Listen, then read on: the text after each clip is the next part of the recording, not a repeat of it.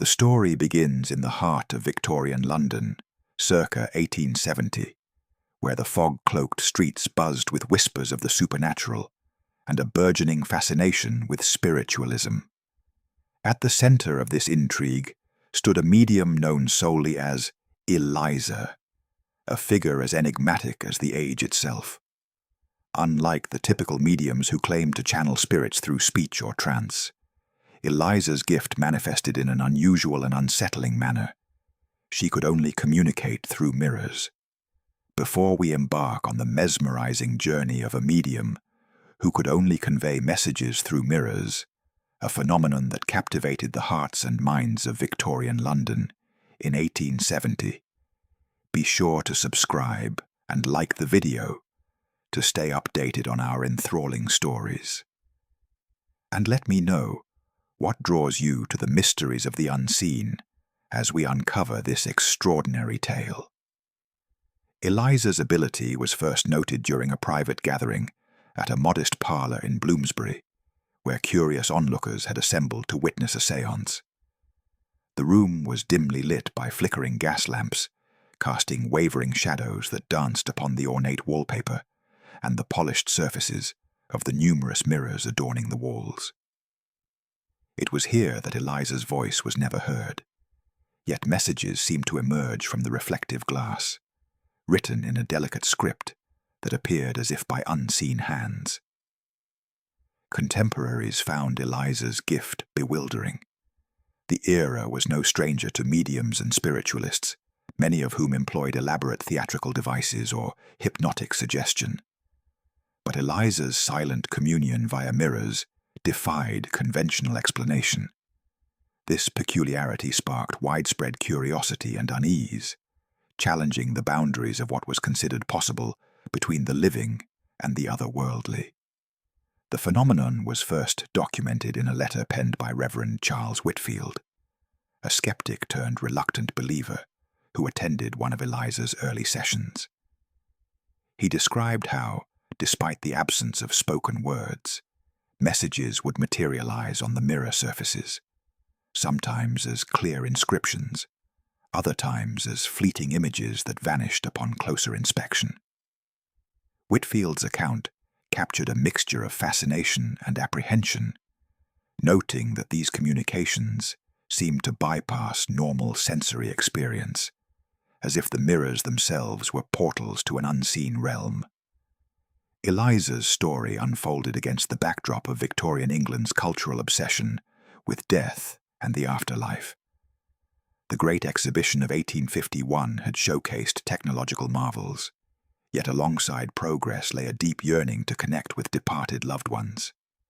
Spiritualism flourished, propelled by the grief and hope of a society grappling with rapid change and mortality. Séances, spirit photography, and automatic writing became common, blurring the lines between science, religion, and superstition. It was within this milieu that Eliza's mirror-based mediumship took root, offering a novel and haunting mode of contact. The mirrors themselves became central characters in this unfolding drama. They were often ordinary objects, antique hand mirrors, gilded wall mirrors, and small handheld devices. Yet under Eliza's influence, they transformed into conduits for messages that defied logical origin. Witnesses recalled how the glass would sometimes shimmer with an unearthly glow, the reflected images warping and twisting before settling into legible script or symbolic patterns. In some instances, the mirror's surface seemed to ripple, as if disturbed by an invisible force, eliciting a collective gasp from those present. Eliza's unique limitation, that she could not speak aloud, added a layer of mystery and vulnerability to her persona. Friends and acquaintances noted that she was a woman of quiet demeanor, often withdrawing into herself when not engaged in her mediumship. The silence that enveloped her communication heightened the eerie atmosphere of her séances, compelling participants to focus intently on the mirrors, searching for clues and meanings within the shifting reflections. Early reports of her sessions circulated in local newspapers and spiritualist journals, though with caution and sometimes skepticism. The Illustrated London News featured a brief mention of a silent medium whose messages come not from lips but from glass, describing the phenomenon as a curious and perplexing manifestation that challenges the conventions of spiritual communication. The article sparked debate within both scientific and occult circles, with some dismissing Eliza's gift as clever trickery, while others posited the existence of previously unrecognized metaphysical pathways.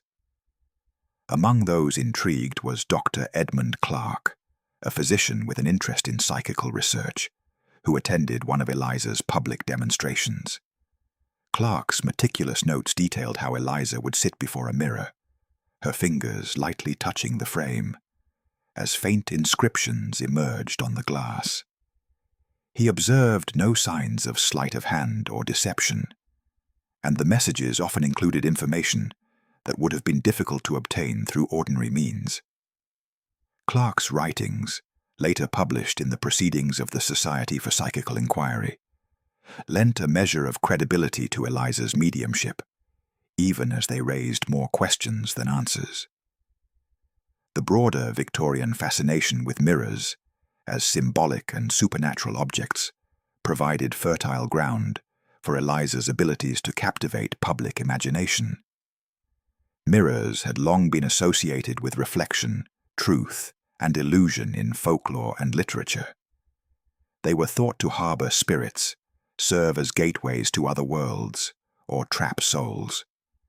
This cultural context amplified the impact of Eliza's mirror communications, infusing them with layers of meaning that resonated deeply with contemporaries. Yet, despite the attention and curiosity, Eliza remained an elusive figure. Few records detailed her origins or personal history, adding to the aura of mystery. Some speculated that her gift was a curse as much as a blessing, isolating her socially and emotionally. The silence that defined her communication extended beyond the mirror sessions, permeating her private life and interactions. As word of Eliza's mediumship spread, she attracted a diverse array of visitors, bereaved families seeking closure, spiritualists eager to witness the phenomenon, and skeptics hoping to uncover fraud. Each session seemed to deepen the enigma rather than dispel it. Witnesses recounted moments when the mirror's surface would suddenly darken, then brighten to reveal intricate messages or images that appeared to respond to questions posed in the room. The interplay of light, reflection, and silence created an atmosphere both mesmerizing and unsettling. In one particularly noted session, recorded by a contemporary diarist, a group of attendees watched as a child's drawing appeared on the mirror's face, a sketch of a long-deceased relative, rendered with surprising accuracy and detail. The phenomenon left many in tears, convinced that a genuine connection with the beyond had been forged. Others remained skeptical, but unable to explain the occurrence convincingly. Eliza's mediumship, therefore, occupied a liminal space between belief and doubt, science and superstition, the known and the unknowable. Her communication through mirrors challenged prevailing notions of how spirits might manifest and interact with the living, suggesting a mode of contact that was at once intimate and indirect, visible yet silent. The narrative of Eliza's life and gift opens a window onto a Victorian world fascinated by the supernatural, where advances in technology and shifts in philosophy coexisted uneasily with ancient fears and hopes. Through her silent mirror messages, Eliza became a symbol of that tension, embodying both the mystery of the unseen and the human desire to bridge the divide between this world and the next. As the story unfolds in subsequent chapters, the focus will delve deeper into the historical context surrounding Eliza's emergence, her personal journey, and the broader implications of her mirror-based mediumship. For now, her story stands as a haunting testament to the enduring allure of mystery and the elusive nature of communication beyond words. The narrative moves forward into the cultural and historical landscape of London in 1870, a city pulsating with the fervour of the Victorian era's spiritual revival. This period was marked by a profound societal fascination with the supernatural, fueled by rapid industrialization, scientific discovery, and a collective grappling with mortality. Within this rich tapestry, spiritualism emerged not merely as a pastime, but as a significant cultural phenomenon, shaping public discourse and private belief alike. Victorian England, particularly London, was a crucible of change where tradition and modernity collided. The Industrial Revolution had transformed the cityscape, with gaslit streets, burgeoning railways, and mechanized factories redefining daily life. Yet beneath the surface of progress lay a persistent preoccupation with death and the afterlife. High mortality rates, particularly among the young, and the recent memory of the Crimean War's casualties, left many seeking solace beyond the material world. Spiritualism offered a bridge, a way to connect with lost loved ones and find meaning amid uncertainty. The rise of spiritualism in this era was closely tied to the proliferation of seances, mediums, and parlor entertainments that claimed access to the spirit realm. These gatherings became social events, attended by a cross-section of society, from aristocrats to working-class enthusiasts.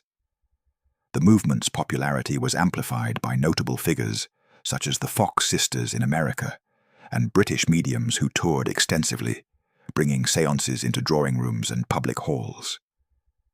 Within this context, Eliza's emergence as a medium who communicated exclusively through mirrors was both unprecedented and emblematic of the era's experimental spirit. The Victorian fascination with optical phenomena and the scientific study of light and reflection provided a compelling backdrop for her abilities. Mirrors were more than mere household items. They were imbued with symbolic significance, seen as thresholds between realities and instruments of revelation. The Victorian era also witnessed the rise of organizations dedicated to psychical research, such as the Society for Psychical Research, SPR, founded in 1882, which sought to apply scientific rigor to the study of paranormal phenomena. Although established slightly after Eliza's time, the intellectual currents that led to its formation were already present, with philosophers, scientists, and theologians debating the legitimacy of spiritualist claims. This atmosphere of inquiry and skepticism shaped public reception of mediums like Eliza, who navigated a delicate balance between credulity and doubt. Public fascination with spiritualism was further fueled by advances in communication technologies. The telegraph and the nascent telephone revolutionized the speed and scope of information exchange, inspiring metaphors for spiritual communication. Many spiritualists conceptualized spirit contact as a form of transmission akin to these technologies, imagining that messages from the beyond could be received through mediums as devices for otherworldly communication. Eliza's mirror-based method echoed these technological metaphors, with the reflective surface acting as a peculiar receiver of spectral signals. The Victorian obsession with death also found expression in the era's art and literature, which frequently explored themes of mourning, memory, and the supernatural. Post-mortem photography, mourning jewelry, and elaborate funerary customs reflected a society deeply engaged with the presence of death in everyday life.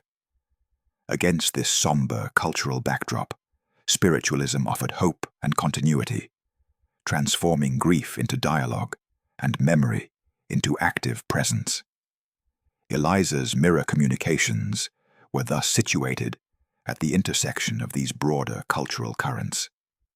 Her séances attracted a diverse audience, from grieving families desperate to hear a lost voice, to curious intellectuals eager to witness the boundary between science and superstition being tested. The reflective surface of the mirror became a stage where Victorian anxieties and aspirations played out, where the unknown could momentarily become tangible. London itself, with its labyrinthine streets and fog-laden nights, provided a fitting setting for this spiritual drama. The city's rapid expansion and social stratification created spaces where alternative beliefs could flourish, from the genteel parlours of Bloomsbury to the bustling markets of Whitechapel. Eliza's sessions were held in various locales, often in intimate salons where the interplay of light and shadow heightened the eerie atmosphere. The Victorian era's emphasis on propriety and decorum contrasted sharply with the often emotional and unsettling nature of spiritualist gatherings. This tension added to the allure of séances, which were simultaneously public spectacles and deeply private moments of vulnerability.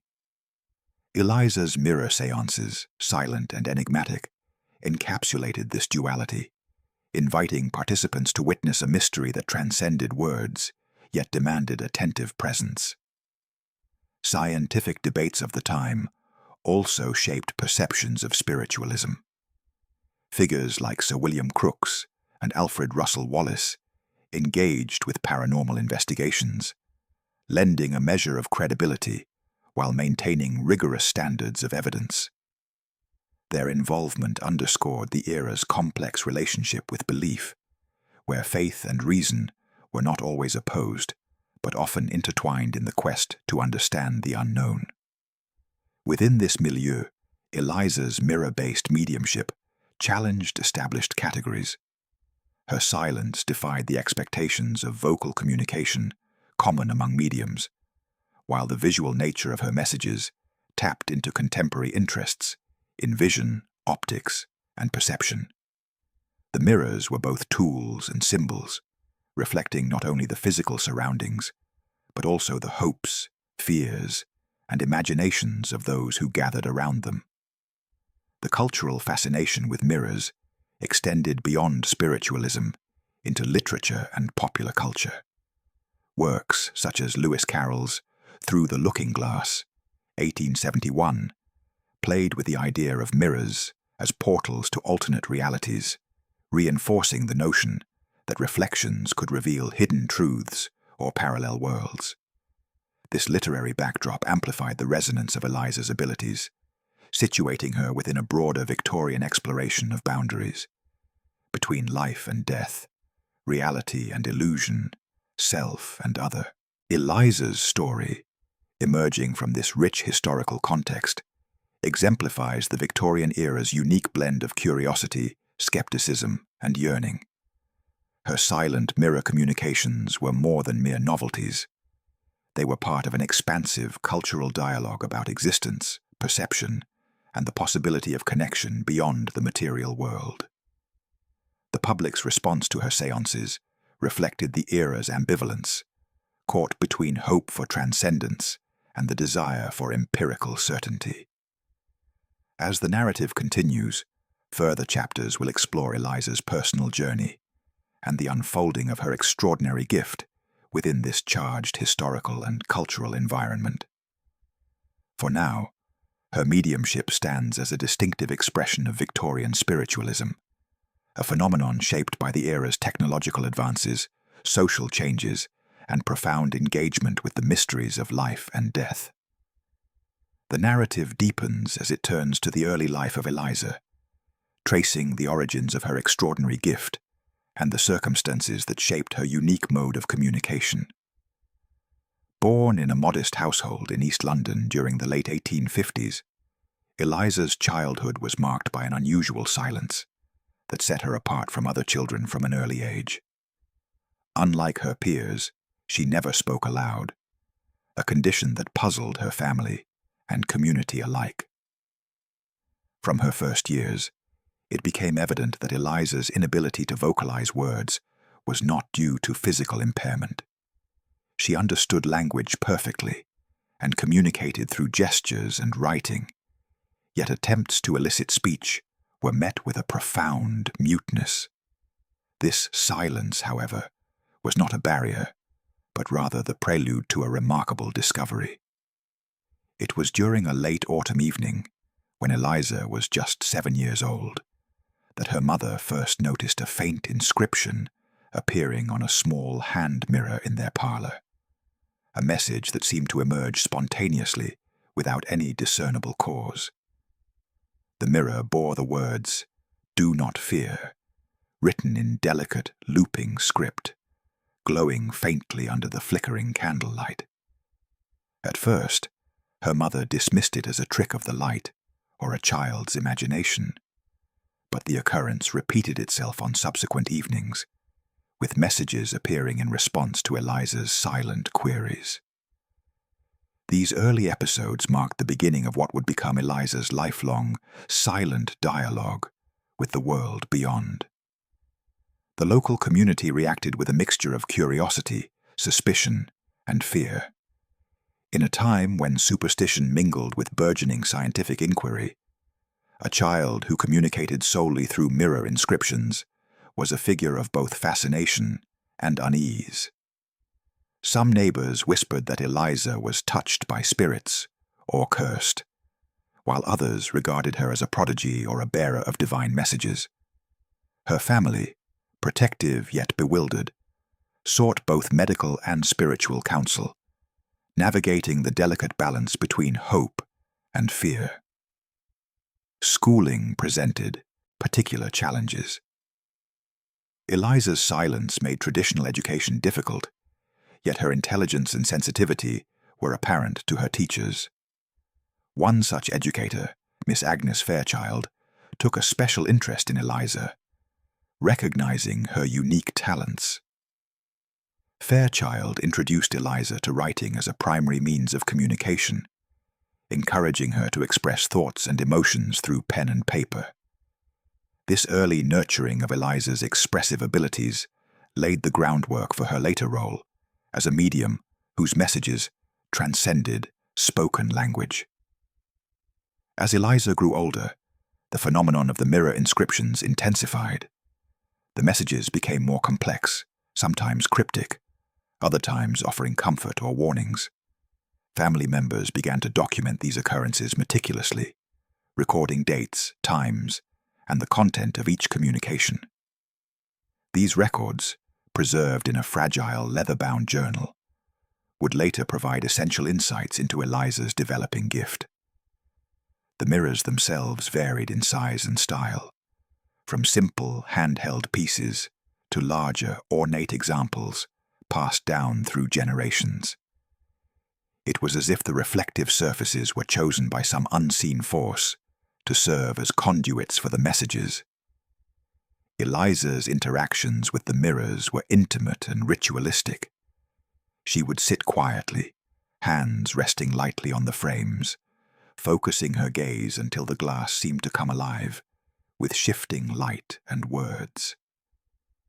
Despite the wonder these manifestations inspired, Eliza's isolation grew. The social limitations imposed by her silence and the strangeness of her gift created barriers to forming friendships and participating in communal life. Letters from her adolescence reveal a young woman grappling with loneliness and the weight of her role as an intermediary between worlds. She wrote of longing for normalcy, yet also a profound sense of duty to the messages she was compelled to convey. The family's home became a gathering place for those intrigued by Eliza's abilities, spiritualists, scientists, and curious neighbors alike. Each visitor brought questions, skepticism, or hope, seeking to understand the source and meaning of the mirror communications. Eliza, ever silent, responded not with words, but with the glowing inscriptions that appeared as if summoned by her very presence. Medical examinations conducted by local physicians yielded no physical explanation for her muteness or the phenomenon of the mirror writings. Some doctors speculated that Eliza might be experiencing a form of selective mutism compounded by psychological factors, while others were open to the possibility of unexplained spiritual influences. These differing opinions mirrored the broader Victorian tension between science and the supernatural. One of the most poignant moments in Eliza's early life occurred when a tragic illness claimed the life of her younger brother. During the weeks of his decline, Eliza's mirror communications intensified, offering messages of comfort and hope to her grieving family. Witnesses recounted how the mirror's surface would shimmer with ethereal light, displaying images resembling her brother's likeness and words that seemed to transcend earthly sorrow. This period solidified Eliza's role not just as a mysterious child, but as a medium whose gift carried profound emotional resonance. It also deepened the community's reverence and fear, as some perceived her as a vessel for divine intervention, while others whispered of darker forces at work. Eliza's coming of age saw the gradual public emergence of her abilities. Her family, recognizing both the potential and peril of her gift, sought to introduce her to spiritualist circles in London. Early sessions were held discreetly, attended by trusted acquaintances and local spiritualists who marveled at the silent yet powerful nature of her communications. These gatherings set the stage for Eliza's later prominence as a medium whose messages came not through voice, but through the reflective depths of mirrors. Throughout these formative years, Eliza maintained a steadfast connection to the mirrors, which seemed to respond uniquely to her presence. Scholars examining surviving artifacts speculate that her psychological and emotional states influenced the nature and clarity of the inscriptions, suggesting a complex interplay between mind, spirit, and material object. Letters exchanged between Eliza and her family reveal a woman aware of the extraordinary nature of her gift, yet burdened by its demands. She wrote of moments of doubt and exhaustion, of the desire for human connection beyond the silent dialogues with glass. These personal documents add a layer of humanity to the narrative, portraying Eliza not merely as a medium, but as an individual navigating the complexities of her unique existence.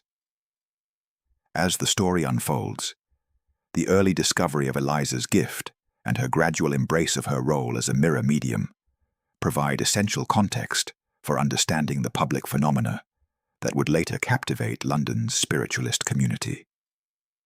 The interplay of silence, reflection, and communication that defined her early life lays the foundation for the compelling mysteries that continue to surround her legacy. Eliza's transition from a silent child with a peculiar gift to a public medium marked the beginning of a series of séances that would both captivate and unsettle Victorian London. Her mirror sessions became events that drew a diverse array of attendees, bereaved families desperate for closure, spiritualists eager to witness genuine mediumship, and skeptics intent on uncovering fraud. Unlike typical séances where mediums spoke or channeled voices, Eliza's method was profoundly different. She communicated exclusively through inscriptions and images that materialized on the surfaces of mirrors. These sessions were carefully orchestrated, yet suffused with an air of unpredictability.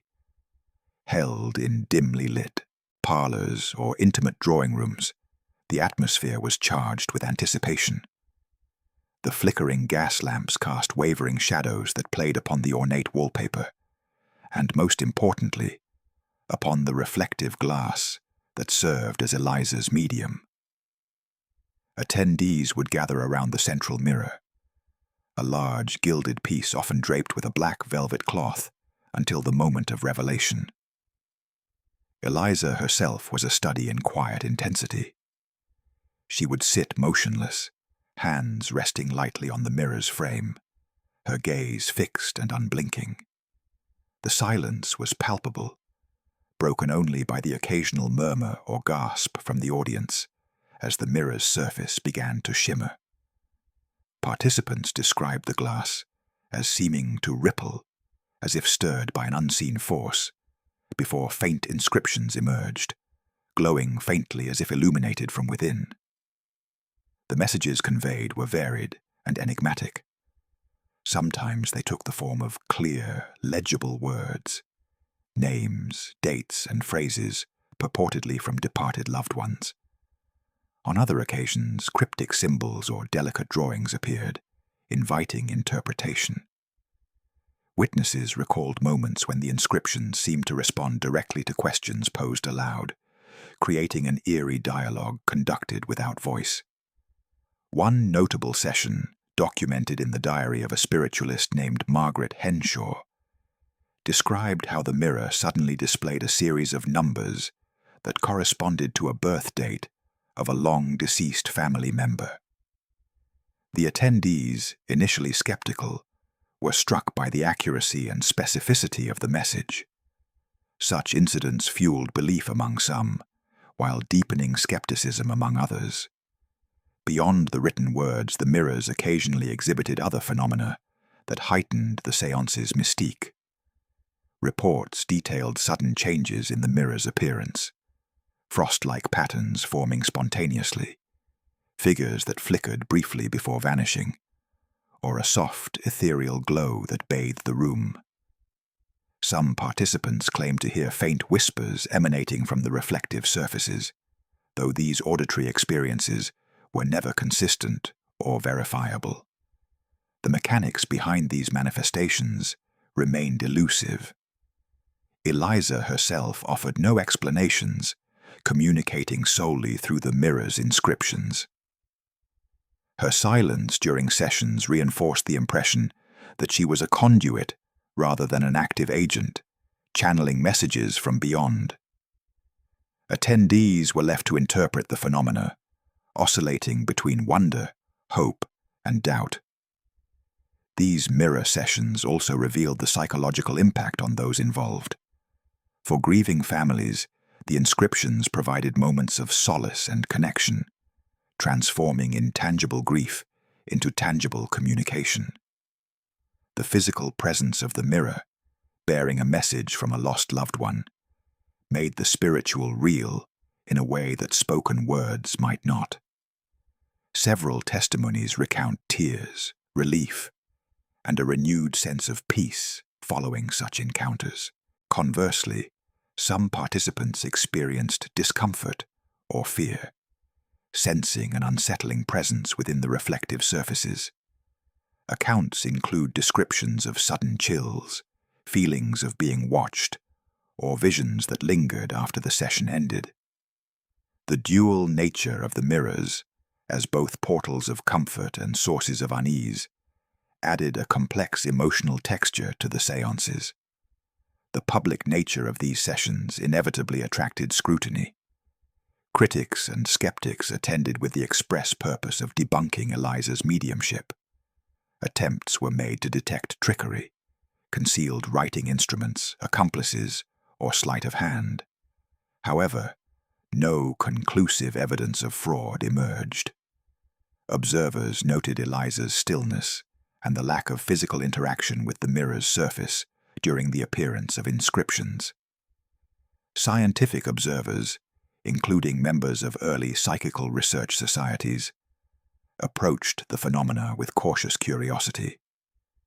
Some proposed that the inscriptions could be produced by unexplained psychokinetic abilities, where Eliza's mind influenced the mirror's surface at a molecular level. Others speculated about optical illusions or chemical reactions induced by environmental factors. Despite rigorous examination, the precise mechanism remained beyond contemporary understanding. Eliza's mirror sessions also intersected with the Victorian fascination with photography and emerging visual technologies. Spirit photography, which claimed to capture images of ghosts or spirits on film, was gaining popularity, and the visual nature of Eliza's mirror inscriptions resonated with these developments. Both phenomena challenged perceptions of reality and representation, blurring the lines between the material and immaterial. The séances fostered a communal experience that transcended ordinary social boundaries. Attendees described a shared sense of presence and participation in something beyond the mundane. The mirror became a focal point for collective hope and mystery, a surface upon which personal grief and curiosity were projected and transformed. Despite the growing public interest, Eliza remained a figure of enigma. She neither sought fame nor openly explained her gift, maintaining a humble and reserved demeanor. Her silence during séances was mirrored by a reluctance to discuss her personal feelings about the experiences, leaving much to speculation and interpretation. Family correspondence from this period reveals the toll that public sessions took on Eliza. The intense concentration required, combined with the emotional weight of channeling messages from the beyond, led to periods of exhaustion and withdrawal. Her family members acted as protectors and chroniclers, ensuring that the sessions were conducted with care and documenting each event meticulously. In some cases, the mirror inscriptions included warnings or advice, often cryptic and open to interpretation. These messages added an additional layer of complexity, suggesting that the communications were not merely personal, but carried broader spiritual significance. Attendees wrestled with the implications, pondering questions of fate, morality, and the nature of the afterlife. Eliza's mirror sessions ultimately became a hallmark of Victorian spiritualism's diversity, illustrating how mediums adapted and innovated within the cultural landscape. Her silent, reflective method contrasted with more theatrical or vocal mediums, emphasizing the visual and the intangible. The séances invited participants to engage with mystery on multiple levels: sensory, emotional, and intellectual.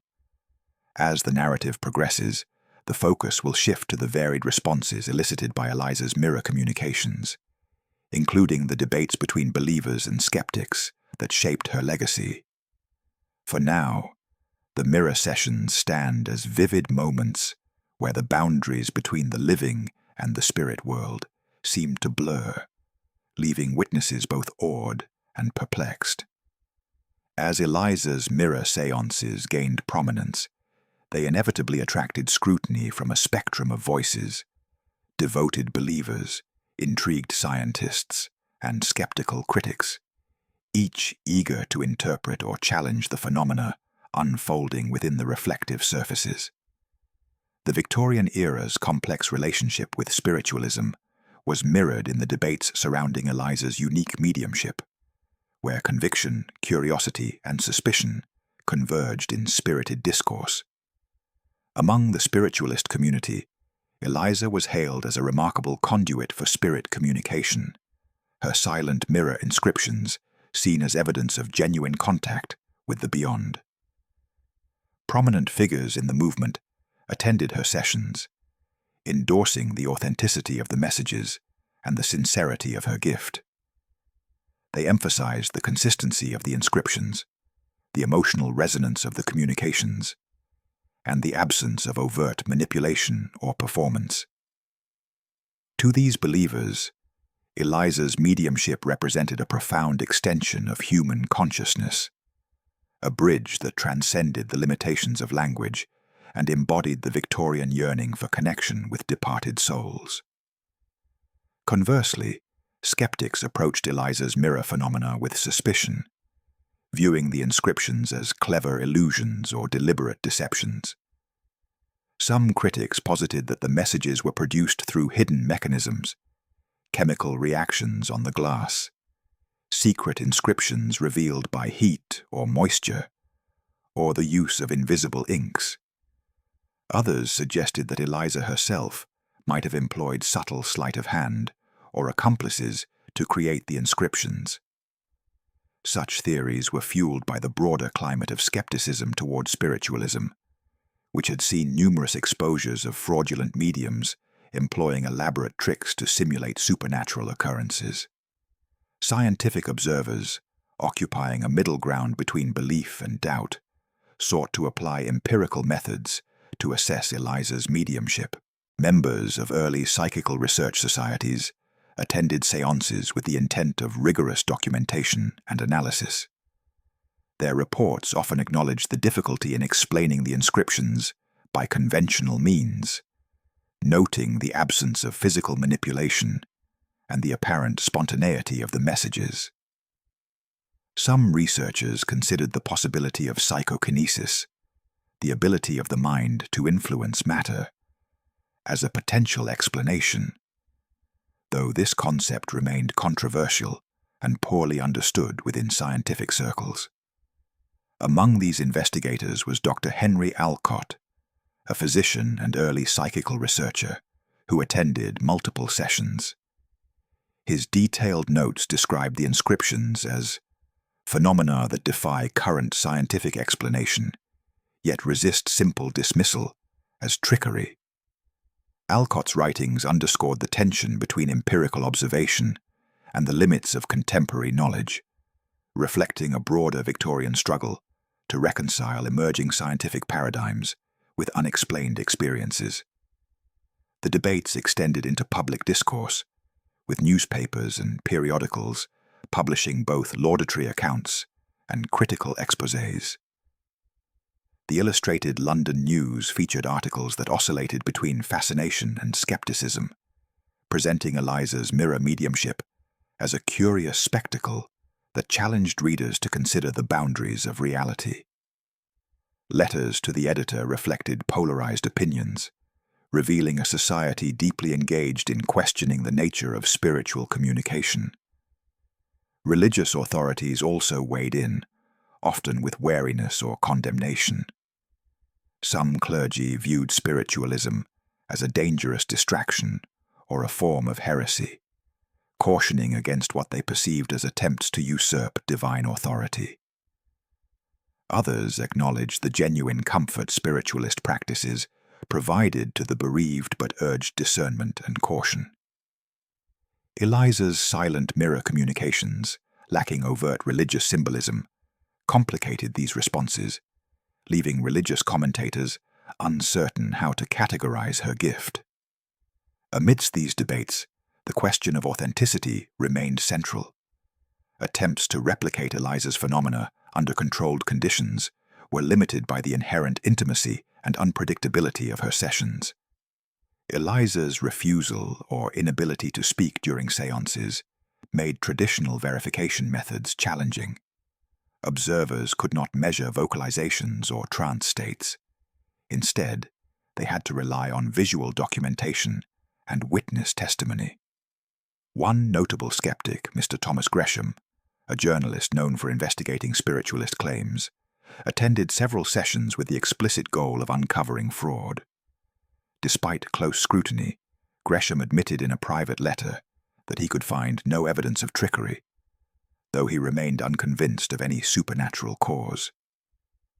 His equivocal stance reflected a common outcome among skeptics confronted with the mirror inscriptions, unable to reconcile the phenomena with known explanations, yet unwilling to accept spiritualist interpretations without reservation. The possibility of psychological or optical illusions was also explored. Some theorists suggested that the inscriptions might be hallucinations induced by suggestion or the power of collective expectation. Others speculated about the role of ambient light, moisture, or chemical residues on the mirror surfaces, creating transient patterns mistaken for messages. These hypotheses, while plausible in theory, struggled to account for the consistent specificity and responsiveness reported by witnesses. Eliza's own silence added complexity to these debates. Unlike mediums who spoke or entered trance states, she neither confirmed nor denied the nature of the messages.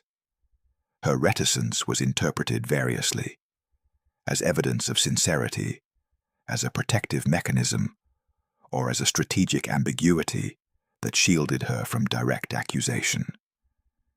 Family correspondence reveals that Eliza was deeply affected by the public scrutiny and sought to maintain the sanctity of her gift without succumbing to external pressures. The broader cultural context of Victorian England shaped these discussions. The era's fascination with science, progress, and empirical inquiry coexisted uneasily with widespread interest in mysticism and the occult. Eliza's mirror mediumship became a focal point for this cultural tension, embodying the challenges of confronting phenomena that straddled the borders of rationality. The intellectual atmosphere of the time was further complicated by advances in psychology and the nascent study of the unconscious mind. Some scholars speculated that Eliza's inscriptions might represent manifestations of subconscious processes, unconscious ideation projected onto the mirror's surface. This perspective offered a naturalistic explanation while acknowledging the mysterious nature of the phenomena. Despite divergent interpretations, one aspect remained clear. Eliza's mirror séances provoked profound questions about the limits of human perception and the possibility of communication beyond the spoken word. The silent inscriptions challenged assumptions about how messages could be conveyed and received, inviting reconsideration of the relationship between language, consciousness, and the spiritual. The debates surrounding Eliza's mediumship were not merely academic. They reflected the hopes, fears, and uncertainties of a society grappling with mortality, identity, and the unknown. Believers found in her gift a source of comfort and affirmation. Skeptics sought to protect reason from illusion. Scientists endeavored to expand the boundaries of inquiry.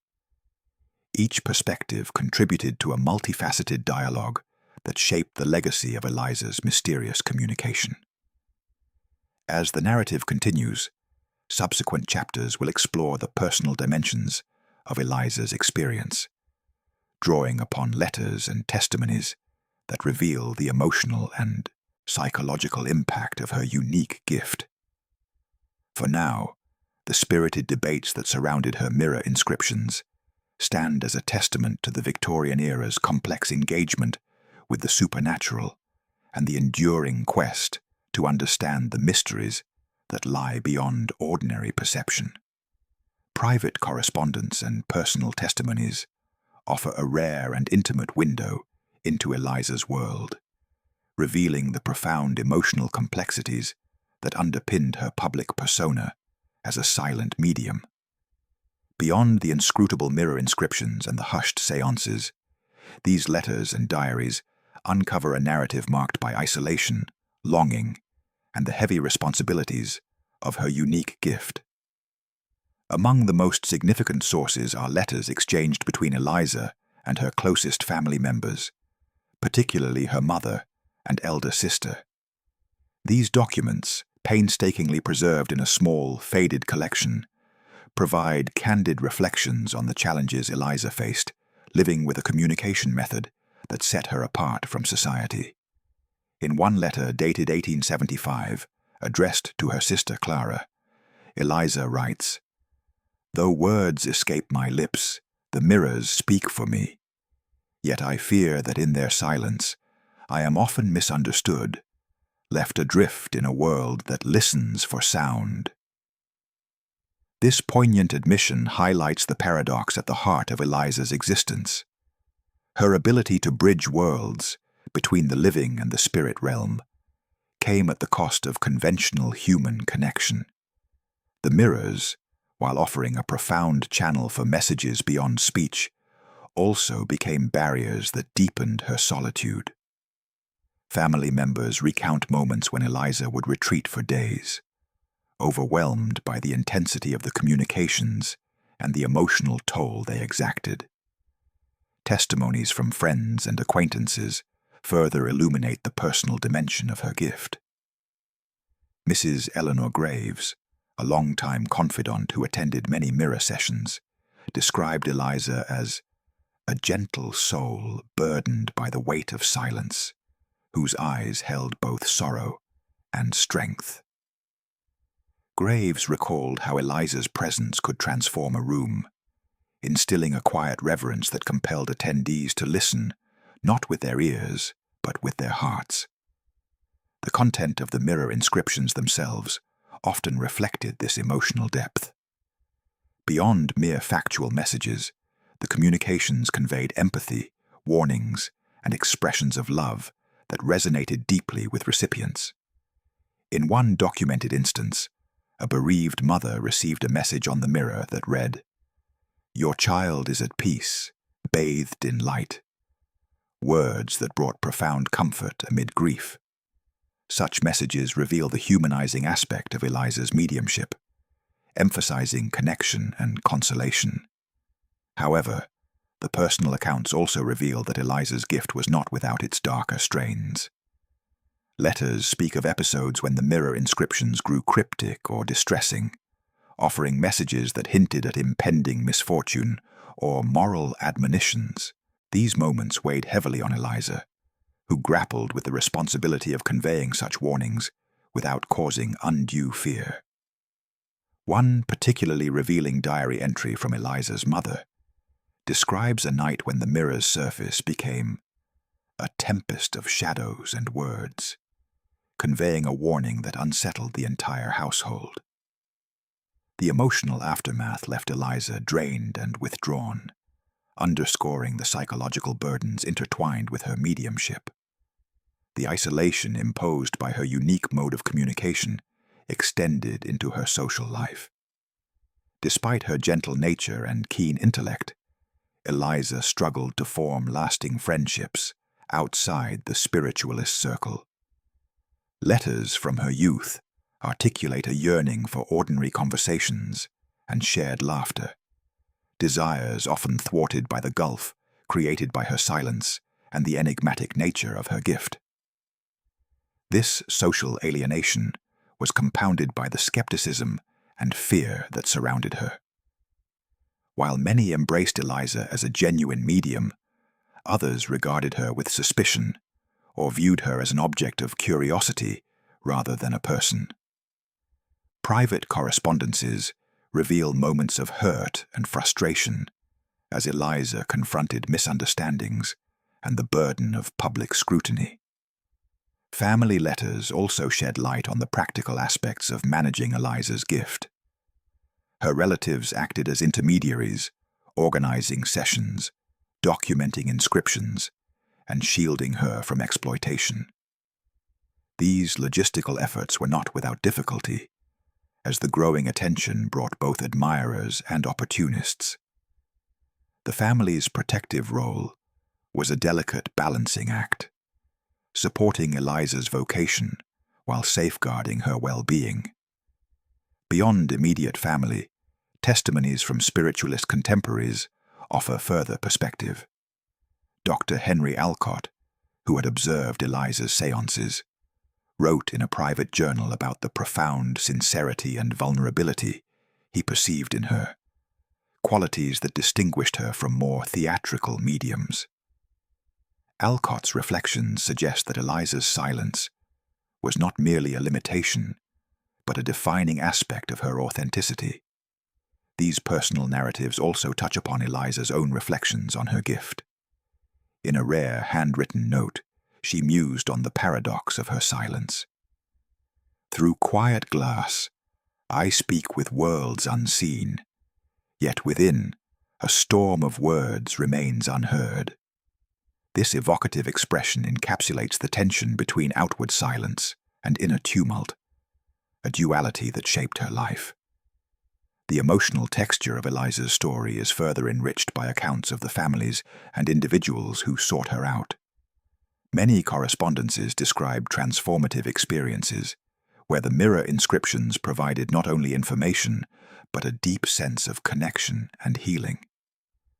One letter from a grieving father recounts how a message from his late wife, conveyed through Eliza's mirror, rekindled hope and softened the sharp edges of loss. These testimonials underscore the human impact of Eliza's mediumship, revealing that beyond the mystery and debate, her gift served as a source of comfort and meaning. They also highlight the reciprocal nature of her role. While she channeled messages from the beyond, she also carried the emotional weight of those she sought to console. At the same time, personal documents reveal moments of doubt and fatigue. Correspondence from later years speaks of Eliza's struggles with the relentless demands of her gift, the toll of skepticism, and the yearning for a life less burdened by the extraordinary. Such candid reflections humanize her, portraying a woman navigating the complexities of destiny, identity, and desire. In sum, the personal correspondence and testimonies woven throughout Eliza's story provide a vital counterpoint to public accounts and scientific analyses. They invite us to see beyond the enigma of the mirror inscriptions, revealing the emotional landscape of a woman whose silence spoke volumes.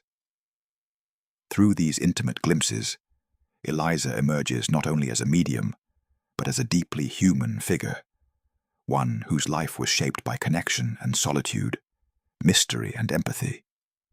As the narrative advances, these personal dimensions will continue to inform our understanding of Eliza's enduring legacy, grounding the extraordinary phenomena in the realities of human experience and emotion.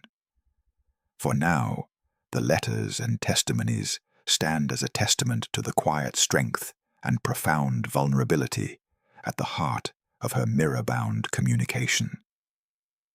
Modern investigations into Eliza's enigmatic mediumship have breathed new life into the centuries-old mystery, drawing the attention of researchers from diverse disciplines eager to apply contemporary technologies and methodologies to the surviving artifacts and documentation. These renewed efforts have not only reaffirmed the perplexing nature of Eliza's mirror-based communication, but have also expanded the conversation to include unexplored dimensions of human perception and spiritual interaction. In the late 20th and early 21st centuries, advances in imaging technologies, ranging from high-resolution digital photography to spectral analysis, enabled researchers to examine the original mirrors and session records with unprecedented detail. Conservators at the British Museum, custodians of several of Eliza's personal mirrors, employed multispectral imaging to detect traces of inscriptions invisible to the naked eye. These investigations revealed faint residues and patterns consistent with the historical accounts of mirror inscriptions, yet no chemical or physical alterations that would indicate forgery or artificial manipulation. Parallel to these physical examinations, archival research uncovered previously overlooked letters, diaries, and session transcripts. Scholars from institutions such as the University of Edinburgh and the Society for Psychical Research meticulously catalogued and cross-referenced these documents, constructing a comprehensive chronology of Eliza's mediumship. Their analyses highlighted the consistency of the mirror messages over time, as well as the nuanced responses to specific inquiries during seances, suggesting a level of complexity difficult to attribute to chance or fabrication. One particularly intriguing avenue of modern inquiry involved the psychological and neurological dimensions of Eliza's gift. Cognitive scientists and parapsychologists collaborated to explore whether altered states of consciousness or exceptional cognitive processes could account for the phenomena. Though Eliza's sessions predated contemporary neuroimaging, researchers hypothesized that her silent communication through mirrors might involve unique sensory integration or subconscious processing, akin to synesthesia or other atypical perceptual experiences. Further interdisciplinary studies examined the role of mirrors as cultural and psychological artifacts. Anthropologists noted that mirrors have long been associated with liminality, the threshold between worlds, in numerous cultures. This symbolic significance, combined with Eliza's documented experiences, suggested that mirrors might facilitate altered states of awareness or serve as focal points for collective consciousness during spiritualist gatherings. Recent experiments have even attempted to replicate aspects of Eliza's mirror inscriptions under controlled conditions, employing volunteers trained in meditation and visualization techniques. While definitive replication remains elusive, some participants reported subjective experiences of images or words appearing on reflective surfaces under specific light and psychological conditions, hinting at the possibility of a psychosomatic or psychophysical component to the phenomena. Moreover, contemporary physicists and researchers in quantum theory have speculated on the implications of Eliza's mediumship for understanding time, perception, and reality. Some have posited that the mirror inscriptions might involve interactions at the quantum level, where traditional notions of causality and locality break down. Though highly theoretical and speculative, these ideas underscore the profound challenges Eliza's case presents to conventional scientific paradigms. Collaborations between historians, psychologists, physicists, and spiritual scholars have also fostered a holistic approach to Eliza's legacy. Conferences and symposiums dedicated to the study of historical mediumship have featured sessions on her mirror-based communication, stimulating dialogue that bridges empirical research and philosophical inquiry. These forums emphasize the importance of maintaining scientific rigor while acknowledging the subjective and experiential aspects intrinsic to spiritual phenomena. Technological innovations have further enabled virtual reconstructions of Eliza's seances. Using augmented reality and digital modeling, researchers have recreated the atmospheric conditions of her mirror sessions, allowing contemporary audiences to engage interactively with the historical context. These immersive experiences have enhanced public understanding and appreciation, illuminating the interplay of light, shadow, and silence that defined Eliza's mediumship. Despite these advances, many questions remain unanswered. The precise mechanisms by which the inscriptions appeared on the mirrors continue to elude explanation. Whether the phenomena stemmed from unexplored psychological faculties, genuine spiritual interaction, or a combination thereof remains a subject of ongoing investigation and debate. Importantly, modern researchers have also revisited the personal dimensions of Eliza's experience, integrating psychological assessments with historical accounts to better understand the impact of her gift on her well-being. Studies have considered the potential stresses of her role as a silent medium, including social isolation, emotional burden, and the challenges of navigating public scrutiny. This empathetic perspective humanizes Eliza, situating her within the broader narrative of individuals who navigate extraordinary abilities amid everyday realities. The convergence of historical documentation, scientific inquiry, and technological innovation has transformed Eliza's story from a Victorian curiosity into a multidisciplinary case study with implications for fields as diverse as psychology, physics, cultural anthropology, and the study of consciousness. Her mirror-based mediumship challenges researchers to reconsider the boundaries of communication, perception, and reality itself. As contemporary scholars continue to probe the depths of this mystery, Eliza's mirrors remain silent witnesses, objects of reflection not only in their literal sense, but as symbols of humanity's enduring quest to understand the unseen and the unknown. The ongoing investigations invite both specialists and the public to engage with questions that transcend time, bridging the 19th century with the present in a dialogue that is as much about the nature of existence as it is about one woman's extraordinary gift. In the chapters ahead, the narrative will explore how Eliza's legacy has inspired further inquiry and cultural reflection, continuing to resonate within modern explorations of the spiritual and the scientific. For now, the modern investigations affirm that the mysteries of Eliza's mirror communications remain as compelling and elusive as ever. inviting us to look deeper into the enigmatic reflections of the past. The narrative reaches its present-day reflection, inviting readers and observers alike to contemplate the enduring mysteries of communication, consciousness, and the unknown realms that Eliza's story so hauntingly evokes.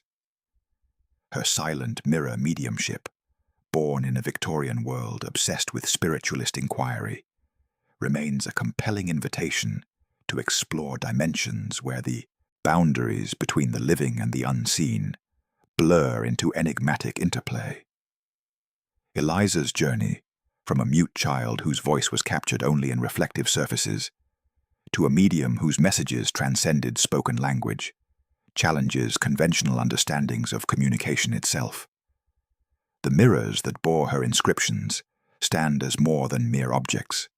They are portals, both literal and metaphorical, that beckon us to consider the possibilities of connection beyond sensory norms.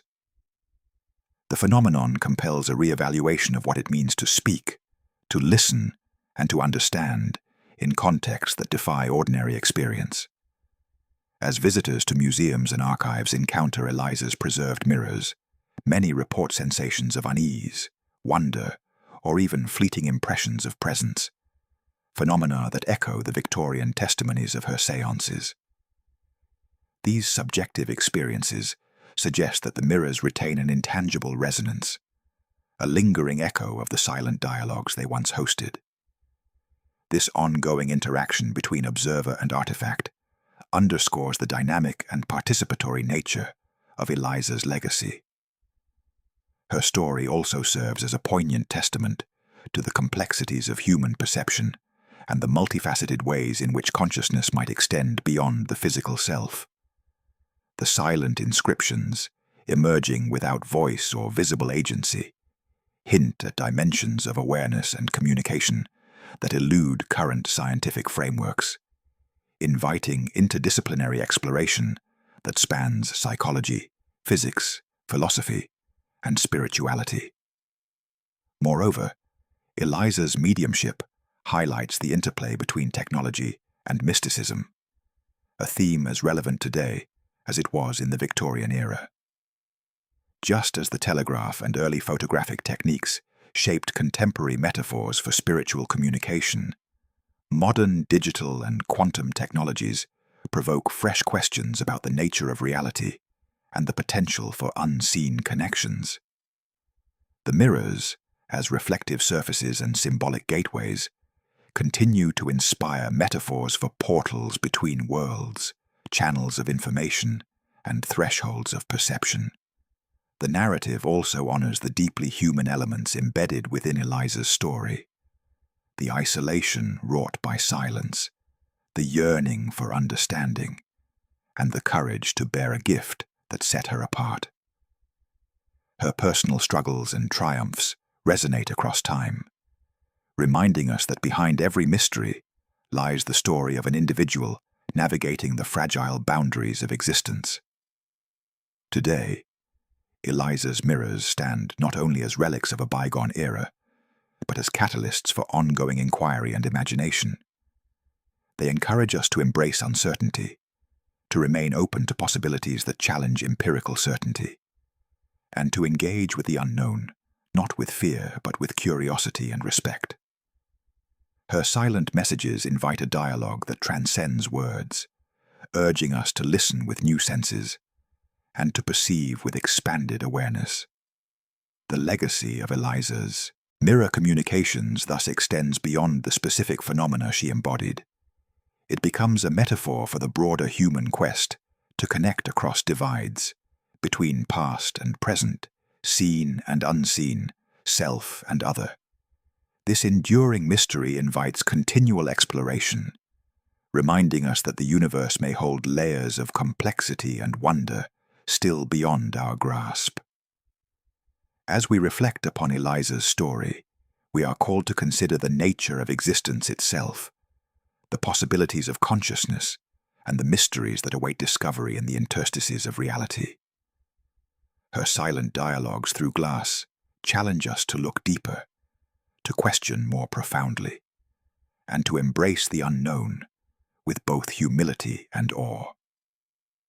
In this spirit, the narrative closes not with resolution, but with an open invitation to scholars, seekers, and all who encounter Eliza's mirrors, to continue exploring the enigmatic intersections of time, perception, and the eternal human longing for connection beyond the visible world.